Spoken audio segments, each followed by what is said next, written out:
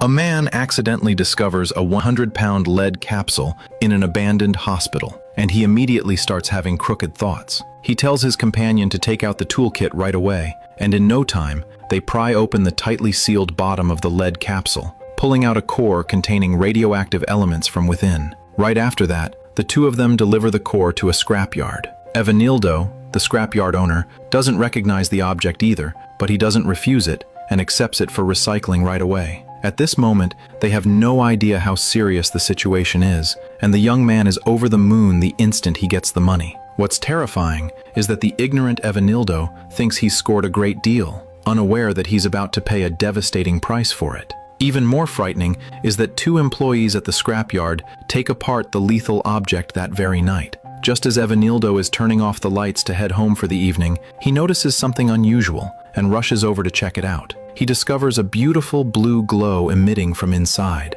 and he immediately picks it up to examine it closely, thinking he's picked up a rare treasure today. To prevent this treasure from being stolen, he actually puts it in a bag and takes it straight home. Beyond all expectations, 10 days pass in the blink of an eye, and his wife Antonia's body begins to experience very uncomfortable reactions. But he can't even be bothered to look after his wife, as he's more concerned with asking her for the blue glowing canister. Mulher, vem cá, você viu a minha marmita? Marmita? Marmita, aquele treviloso. Você não viu, não? Eu deixei na sala, tava na sala. Ah, bem, então, vi nada não.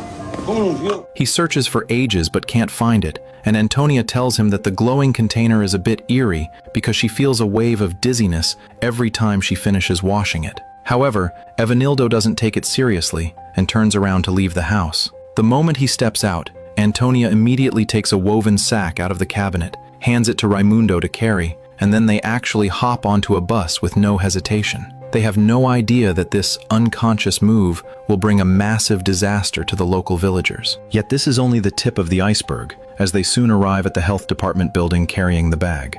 As it turns out, the staff member says to Antonia, Olha, desculpa, mas a gente já tá fechando. Ah, tá fechando, mas não fechou, moço. E eu tenho o direito de falar, né? Claro, desculpa, é Dona... Antônia. Antônia. Os meninos que trabalham pro meu marido já foram tudo parar no hospital. Carlos mais Lúcio também. Agora eu tô doente, meu marido. É tontura, é enjoo. Eu entendi, Dona Antônia, mas o que é isso? Isso aí é uma peça que meu marido comprou lá no Ferro Velho.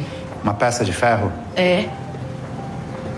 Deve ser, então, a fossa da casa da senhora? Não tem como ser, não. Tá com algum problema? Não tem como. Então não. talvez uma intoxicação alimentar, alguma coisa estragada? Moço, não faz sentido isso daí, não. É casa diferente, comida diferente. No matter how Antonia tries to explain, the man doesn't believe a word she says, and instead, he hurriedly kicks them out. He even has the receptionist bring a stool to place the radioactive element on, before finally driving them away to a nearby small clinic. However, this is far from over. The next day, when the man comes to work, he finds the woven bag sitting there, untouched. Meanwhile, Antonia is already lying in the small clinic receiving treatment. Fortunately, she encounters a responsible doctor at the clinic, and as he inquires about Antonia's condition, he notices her wrist has already started to rot, and even more terrifyingly, the infection has spread to her neck. The doctor immediately realizes the severity of the situation because the clinic's beds are already crowded with patients showing the same symptoms. After thinking for a moment, he immediately calls his friend Marcio, who specializes in nuclear physics. Tô com uma série de pacientes aqui com os mesmos sintomas. Tontura, dor de cabeça, queda de cabelo, vômito. Aí eu lembrei que você fez especialização em física nuclear, não foi? Uhum. Envenenamento radioativo. Não. Não pode ser não, porque para as pessoas terem esses sintomas teria que ser uma síndrome aguda. Que ela levou lá para vigilância sanitária. Você não quer aproveitar que você tá na cidade e dar um pulo lá para dar uma olhada nisso para mim? Marcio instantly feels that something is very wrong. To confirm whether it is indeed nuclear radiation, he grabs a scintillation counter and rushes to the scene. At the same time, the receptionist at the health department also feels something is off and calls the fire department for help immediately. But as Marcio's team nears the clinic, they get stuck in a massive traffic jam, and the device immediately starts beeping an alarm. Marcio sprints toward the clinic as fast as he can. Cris, eu não falei pra ninguém mexer nisso. Eu não mexi, só chamei os bombeiros. Eu vou jogar no rio. Não, isso é radioativo. Radioativo? Radioativo? Esse negócio é muito perigoso. Tem que voltar pra onde tava agora. Não, Márcio, eu não posso voltar pra dentro da vigilância. Vai contaminar outro lugar. Pessoas Vai jogar no rio pra Mas, contaminar a Márcio... casa das pessoas. Jânio, você já ouviu falar em Chernobyl? Chernobyl? Jânio, me escuta. A gente precisa evacuar esse prédio. Esse negócio estourou a capacidade do cintilômetro. Eu, você, todo mundo aqui já foi exposto. Jânio, me escuta. A gente precisa evacuar esse prédio. As pessoas podem morrer por isso. It is only then that the man completely loses his cool, rushing inside to trigger the alarm and evacuate everyone from the health department immediately. The firefighters also leave the bag untouched on the stool, but everything is already too late. Marcio immediately grills the man about the source of the radioactive element, and luckily, he had made a detailed registration for Antonia at the time. The two of them don't waste a single second and drive straight to the scrapyard. But as soon as they reach the entrance, the meter hits the maximum level. Without even having time to put on any protection, they rush to find Evanildo for questioning. Evanildo, a gente é da vigilância sanitária. A sua esposa, Dona Antônia, ela foi até a gente com um objeto. O senhor sabe disso? Aquele objeto, ele é muito perigoso. Ele tem um elemento radioativo que contaminou aí dentro, Evanildo. A sua esposa tá no hospital, não tá? E parece que tem mais gente lá que tá contaminada.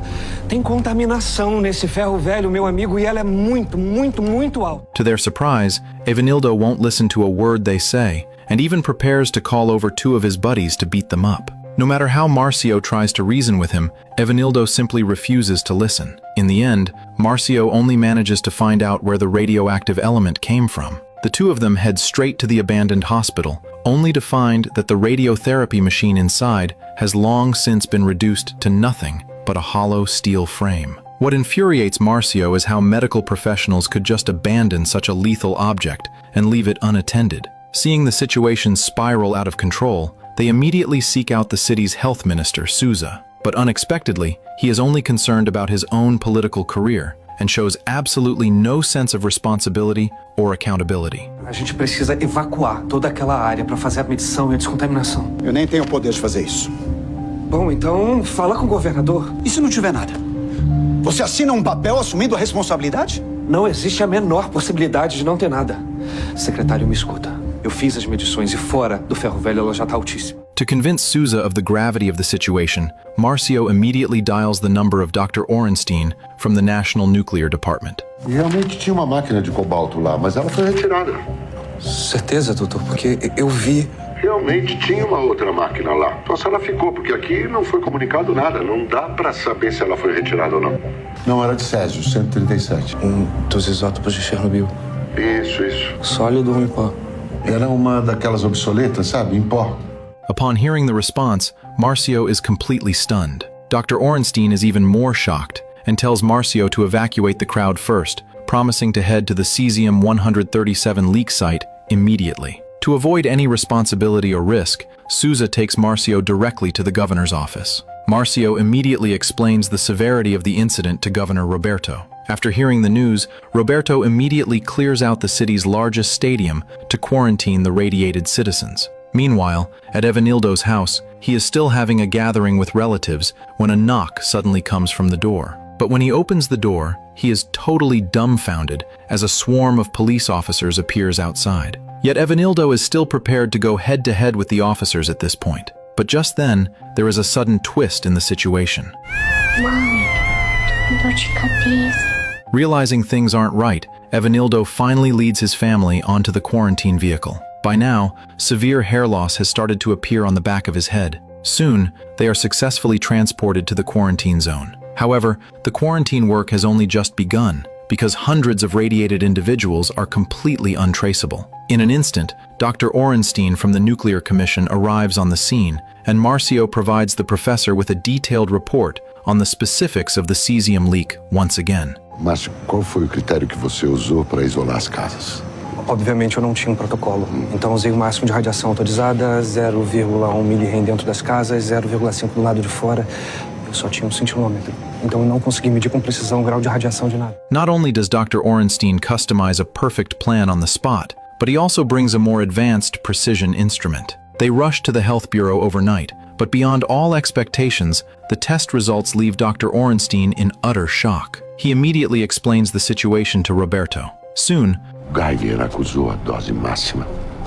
É muito grave. Vamos tirar esse negócio daqui. Não pode ter uma bomba radioativa no meio de Goiânia. Tem que ter jeito de tirar. Eu vou precisar de tubo de concreto. Bem grande, daqueles de esgoto. Com uma boca grande para caber por cima da cadeira. E também caminhão betoneiro. A crane lowers a concrete pipe over the cesium-137 and pours in a massive amount of cement. But this is only a temporary emergency measure because the blue fluorescent powder has already started to spread continuously, leaving a huge amount of dust at the scrapyard. Little do they know that the following twist will completely exceed anyone's expectations. While Marcio is conducting investigations among the radiation quarantine patients, he shockingly discovers that Raimundo had carried the radioactive element onto a bus. But before he even has a chance to clarify the situation, Evanildo takes Raimundo away directly. Marcio instantly realizes the gravity of the situation and immediately finds Dr. Orenstein to report the emergency in time. Unexpectedly, É que a Antônia e o Raimundo pegaram um ônibus da rua 26A para vigilância, levando a fonte vazando pó em uma sacola. A gente tem que cortar a circulação imediatamente, parar o transporte público. Parar o transporte público por causa de ônibus.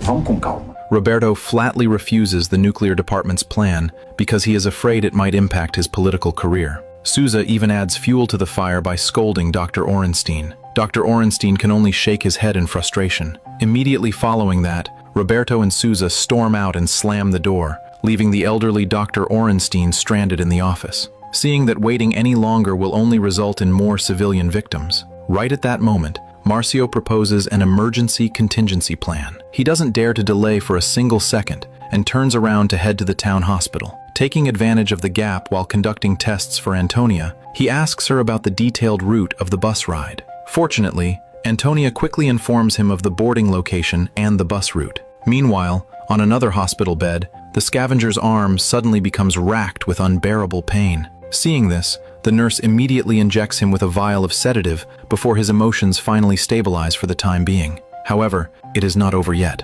Soon, with everyone working together, the man is lifted onto the ambulance, while all the radiated individuals from the clinic are packed into the back. And in that era of scarce resources, due to the lack of alcohol and medicine, Brazil's economy plummeted, triggering a wave of layoffs. Doctors and nurses actually start protesting for their unpaid wages at the hospital gate, and seeing this, the ambulance drives straight through the crowd. At this moment, none of the hundreds of people present are wearing masks, except for the director who wears a single cloth mask. He personally receives the quarantined personnel. Coincidentally, Evanildo's group is also being transferred from the stadium to the defunct hospital, while that scavenger is left behind in the ambulance. At this time, the staff members are only focused on transferring the quarantined patients, completely ignoring whether the man in the ambulance lives or dies. Subsequently, dozens of radiated patients are locked into isolation rooms. The moment the officer shuts the door, Evanildo immediately senses that something is wrong. Evanildo tries to escape through the restroom, only to find that all the toilets in the quarantine area have been shut down. This sends him into a sudden fit of rage, and he immediately rounds up several other patients, preparing to bash the door open by force. Meanwhile, the outside of the hospital has already been blocked so tightly that not even a drop of water could trickle through. The man inside the ambulance, however, is suffering from severe dehydration, lacking even the strength to cry out for help. Fortunately, the state has dispatched 3 doctors with radiation rescue experience from the capital, and they happen to arrive at the defunct hospital just in time. Just then, the detection equipment lets out an alarm, and after a careful search, Eduardo hurriedly flings open the ambulance door to begin resuscitating the man. Loureiro also urgently calls for backup, yet not a single one of the hundreds of doctors present offers a helping hand, because they have long since tossed their duty to save lives to the back of their minds. In the blink of an eye, Eduardo carries the man to the isolation room, but Evanildo is still making a scene in the quarantine area without pause.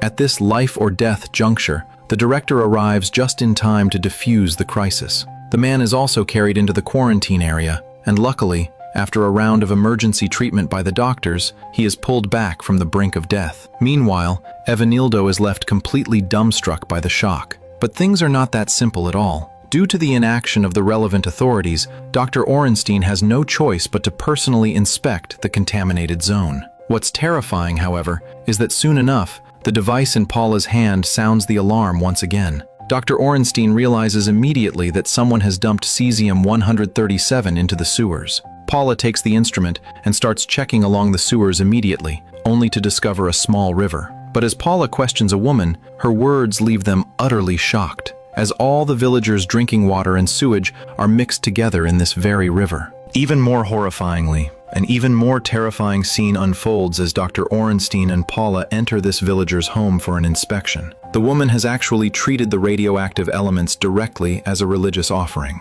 Benny! Ô, gente, que barulho é esse? This frightens Dr. Orenstein and Paula so much. Senhores, nós vamos ter que evacuar essas casas todas. A gente tem que bloquear a rua, bloquear o quarteirão. A gente tem que tirar todo mundo dessas casas agora. Vai! That they completely lose their composure. On the other side, Marcio quickly tracks down the contaminated bus, but the moment he starts explaining to the crowd, it instantly triggers a riot. Seeing that he cannot suppress the crowd at all, Marcio immediately explains the dangers of nuclear radiation to the bus driver. Não abre essa porta, não abre. Se você tem fé em Deus, não abre essa porta. Se você abrir, essas pessoas elas vão sumir, elas vão desaparecer e elas não vão ser tratadas, elas vão contaminar mais gente.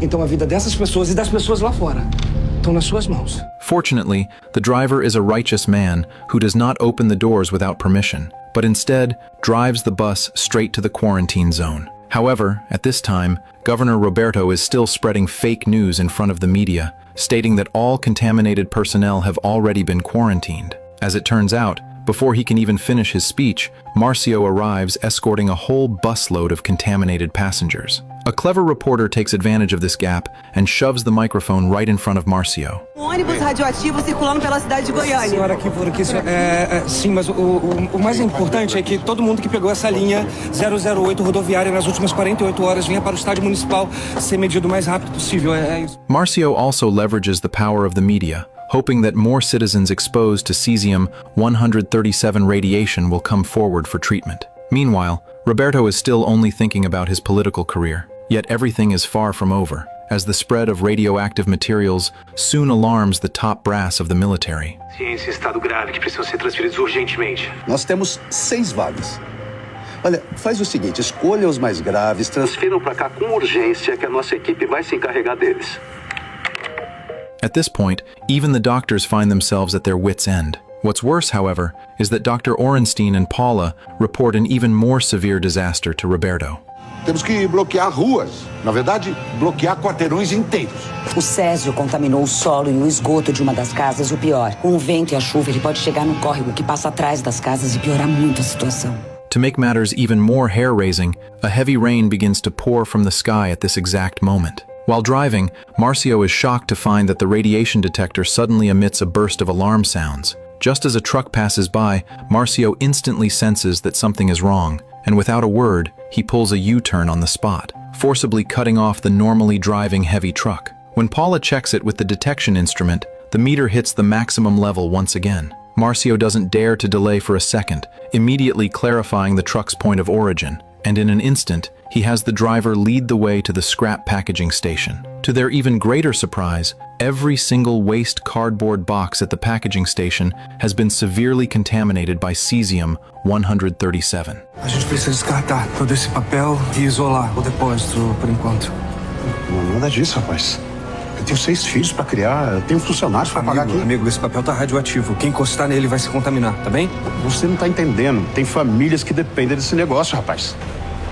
Seus filhos estão em risco. Upon hearing this, the owner is completely dumbfounded. Beyond all expectations, another scrapyard owner named João has actually treated the blue glowing nuclear precision equipment as a treasure. He not only gathers the villagers to admire it, but even pours a large amount of powder onto the table, claiming it came from an alien spacecraft and can cure everything from headaches and fevers to various incurable diseases. Even more psychotically, he actually sells it to the villagers on the spot for an exorbitant price. In a hair-raising move, after João returns home, he pours the radioactive toxins directly in front of his 6-year-old daughter Celeste while she is eating. Little do they know that this family is about to meet a tragic end. What's even more horrifying is that Celeste has just touched the radioactive toxin particles, yet she starts eating the eggs on her plate without even washing her hands. In the blink of an eye, she is rushed to the radioactive quarantine zone. Simultaneously, an anomaly occurs in the laboratory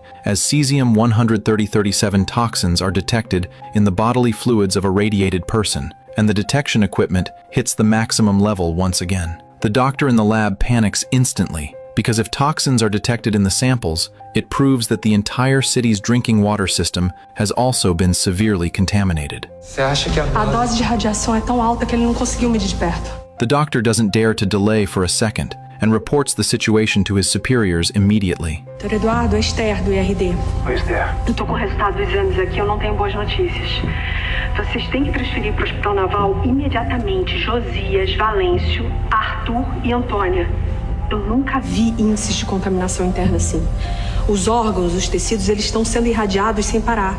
Vocês vão ficar aí brigando com infecção, com anemia, nada vai adiantar. Obrigado, Esther. Upon hearing this, Eduardo is completely out of options, so he rushes downstairs, finds the stationed news reporters, and makes a decisive, shocking move on the spot. 6 pacientes que foram transferidos para o Rio de Janeiro estão recebendo os melhores cuidados possíveis. Mas temos mais 4 pacientes que precisam ser transferidos para lá urgentemente. Mas por que eles não foram transferidos ainda, doutor? O almirante só disponibilizou 6 leitos para esse tipo de acidente. Acontece que o Hospital Naval dispõe de equipamentos mais apropriados e uma equipe preparada para tratar os casos mais graves. É fundamental que eles façam todo o possível para receber esses pacientes o quanto antes. Immediately after that, he says to his colleagues at the door who are demanding their unpaid wages. Queria fazer um apelo à equipe médica e de enfermagem aqui do hospital, por favor. Olha, eu sou médico, eu entendo as reivindicações de vocês, mas a emergência não pode parar. Eu tô sozinho, junto com o físico, cuidando de 10 pacientes com síndrome aguda de radiação 24 horas por dia e sem enfermagem. A gente precisa de vocês. One would think everything would go smoothly, but unexpectedly, a nurse on the scene claims that nuclear radiation is an extremely powerful virus that causes instant infection upon close contact, leading to skin rotting within 3 days. But the doctors at the door don't listen to her nonsense at all, and instead follow Eduardo into the hospital. Even more touchingly, doctors from Brazil's naval hospital soon see the live news, and being deeply moved, they immediately burst into the director's office. Senhor Almirante, a gente se voluntaria para ajudar o hospital a receber mais pacientes afetados pelo Césio 137.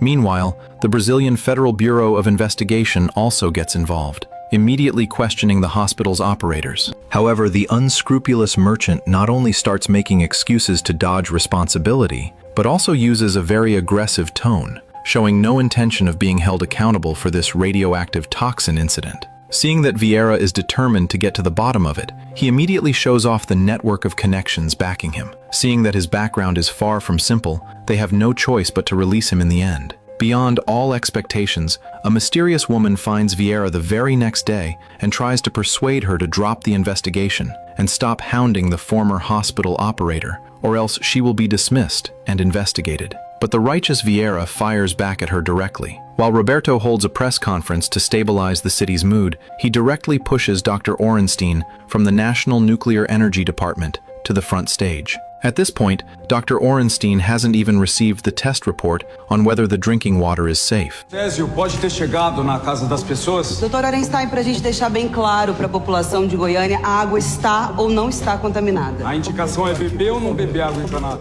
Seeing the aggressive reporters below, to prove the water isn't contaminated by cesium-137, he immediately grabs the bottled water on the podium and pours it straight into the trash can. Then, before anyone can react, he fills a bottle directly from the tap, rushes to the reporters, and chugs more than half of it in one go. In reality, Dr. Orenstein is also taking a massive gamble deep down in his heart. Coincidentally, Paula arrives at the scene just then with the lab report. O meu recado para o povo de Goiânia é que a água dessa cidade está 100% segura. Estão ali nas mãos da doutora Paula Matos para quem quiser comprovar. But at that very moment, a reporter throws another difficult question at them. Dr. Orenstein, eu recebi a informação de que caminhão contendo papel contaminado saiu de Goiânia e chegou até uma fábrica de papel reciclado em São Paulo, capital. Aqui nem tinha conhecimento desse fato? The back-to-back questions leave Dr. Orenstein completely flustered, and the governor is left looking just as bewildered. Little do they know that in the following moments, they will have no idea how to handle the press. While inspecting the neighborhood, Marcio suddenly notices that the wolf dog contaminated by nuclear toxins is also acting strangely. Just as he is about to step forward and seize the wolf dog,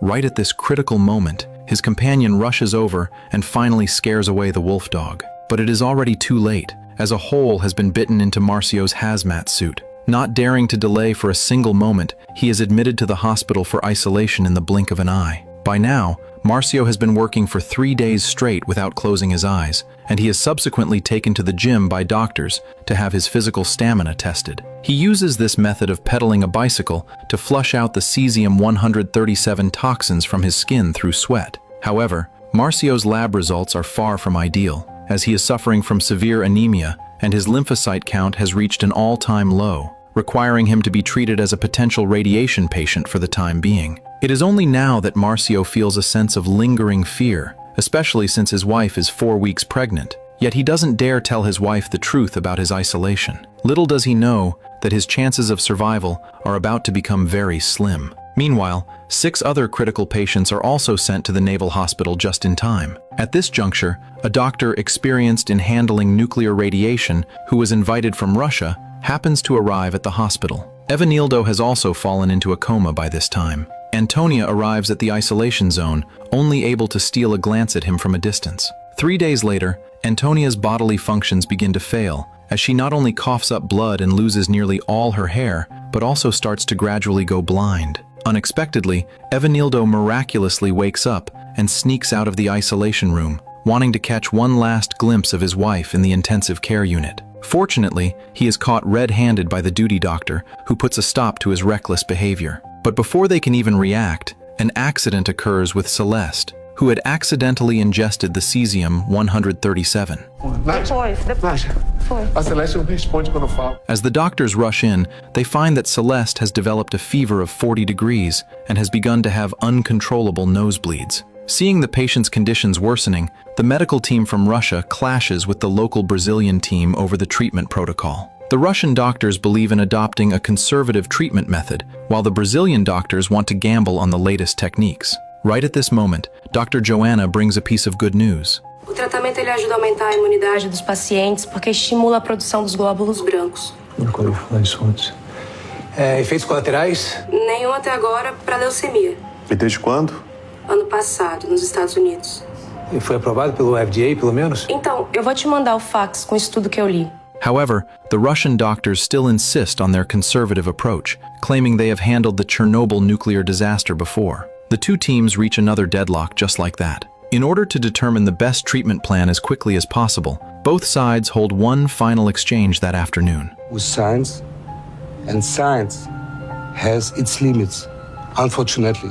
But we are not going to exposure unknown side effects of this drug to our patients. It's irresponsible. It's cruel. Ultimately, the negotiation results in the adoption of Eduardo's risky treatment method, and he is now betting his entire career on it. The first critical patient to undergo this treatment is that very scavenger. Meanwhile, Roberto begins to dodge his responsibilities once again on the other side, because Dr. Orenstein said the wrong thing at the press conference, causing economic losses to Brazil's agriculture and paper industries. Roberto gives him a harsh lecture on the spot. Immediately following that, the National Minister of Nuclear Energy, Cesar, proposes a plan to handle the cesium-137, only to be rebuffed by Roberto. Esses tonéis emitem radiação. Não é uma boa ideia ficar carregando esse material pelo país afora. Um quilômetro a mais, um quilômetro a menos. Que diferença vai fazer, Césio? E se durante o trajeto um dos tonéis se rompe e espalha césio pelos outros estados? Isso deixa de ser atribuição minha. On the other hand, Vieira is still conducting a deep investigation into those responsible for the abandonment of the Goiânia Radiotherapy Institute. O senhor levou as portas, telhas, grades, remadeiramento da clínica dos seus ex-sócios, mas deixou a máquina de césio lá. Eu não sabia que a máquina ainda estava lá. Os meus ex-sócios queriam se livrar do trambolho. E tenho certeza que eles deixaram para trás de propósito. Para se livrar do problema sem ter que gastar dinheiro. Seeing that everyone is passing the buck, she interrogates a key figure the very next day. Tudo foi tirado da clínica, menos a máquina de césio. A Santa Casa não deixou a gente retirar a máquina. Depois que a gente foi despejado, a gente não pôde mais entrar lá. Sim ou não? Os senhores notificaram a CNEM? Claro. tem como provar? The unscrupulous businessman is instantly left speechless by the questioning. At the same time, Dr. Orenstein and the others seek out Roberto once again. Saem do caminho da doutora Paula e vão direto para a Serra do Cachimbo. Longe da população, como vocês queriam. Ô, Roberto, isso passou pelo presidente? Quem você acha que costurou tudo? Irresponsabilidade é acumular lixo na cidade. Você vai ter que acelerar o seu trabalho, doutora.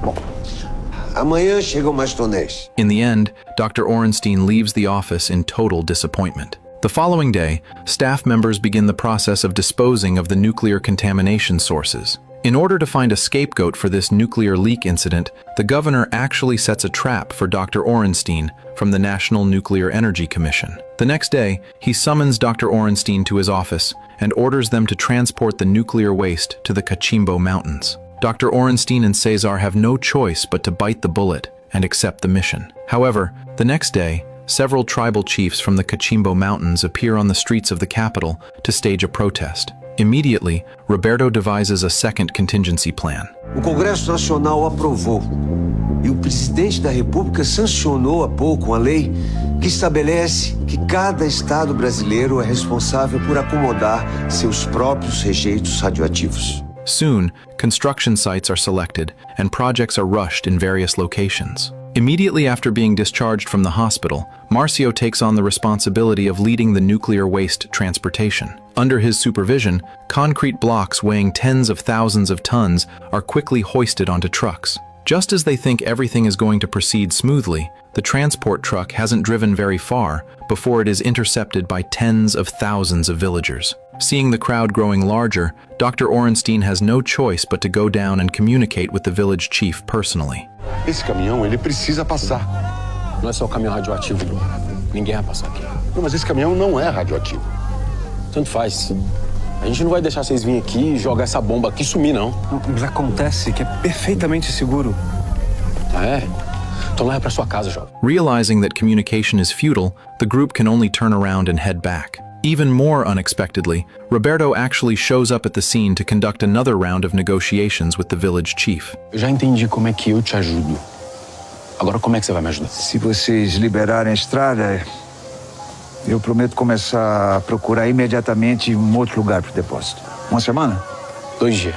But things are not that simple. And in the blink of an eye, he organizes people from all departments together. Roberto tells them to transport the concrete blocks into the village overnight, but warns that if the plan fails, someone must take the blame. Dr. Orenstein quickly picks up on Roberto's underlying meaning and immediately stands up to speak. Coloca a culpa na Kinem. Diz que foi a gente que decidiu e que o senhor não teve alternativa. In the blink of an eye, midnight arrives, and the transport trucks secretly hit the road. They think the nuclear waste has finally found a place to rest, but they are shocked to find that the villagers are on guard 24 hours a day, blocking Marcio's path once again. To make matters worse, a situation arises on Dr. Orenstein's end as well. O Ministério Público te indiciou por homicídio culposo. O que é bom e raro, porque você vai poder se defender. Coincidentally, Marcio arrives at the office at that moment, and Dr. Orenstein assigns him the follow-up disposal work. That very afternoon, Dr. Orenstein is hauled off to court. Como diretor da Kinem, eu cumpri todos os protocolos. Eu fiz o meu trabalho com muito cuidado. Mas cuidado não foi suficiente. Se eu tivesse evitado que aquela máquina de Césio ficasse abandonada e exposta, 4 pessoas não teriam morrido.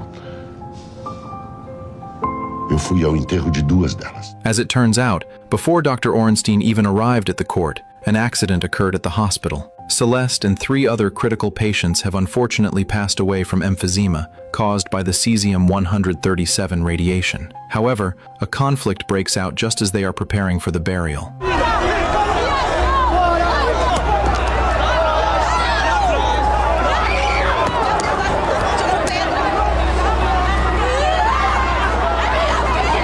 Fortunately, they are eventually buried successfully in the public cemetery. At the same time, Ivanildo has recovered his health at the hospital. However, at this very moment, his heart is filled with immense regret. Afterward, he finds João, but at this point, João doesn't even want to lay eyes on Ivanildo, because it was precisely because of Ivanildo that his daughter tragically passed away. Immediately after, Ivanildo actually starts shifting the blame onto that canister. At this point, se eu não tivesse comprado aquela maldita marmita,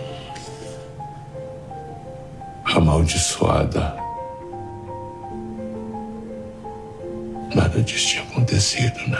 João doesn't know how to handle the situation either, because he simply cannot accept the news of his daughter's passing. However, the story does not end there. In the end, Dr. Orenstein does not take the fall for the governor, and the nuclear waste is properly disposed of. Ivanildo and João are also discharged from the hospital after recovering shortly thereafter. Juízo, viu, rapazes? Com todo respeito, doutor. Juízo a gente sempre teve. Quem não tem são os mandantes aí, os manda-chuva. That is the full story of Radioactive Emergency, and I will see you in the next episode.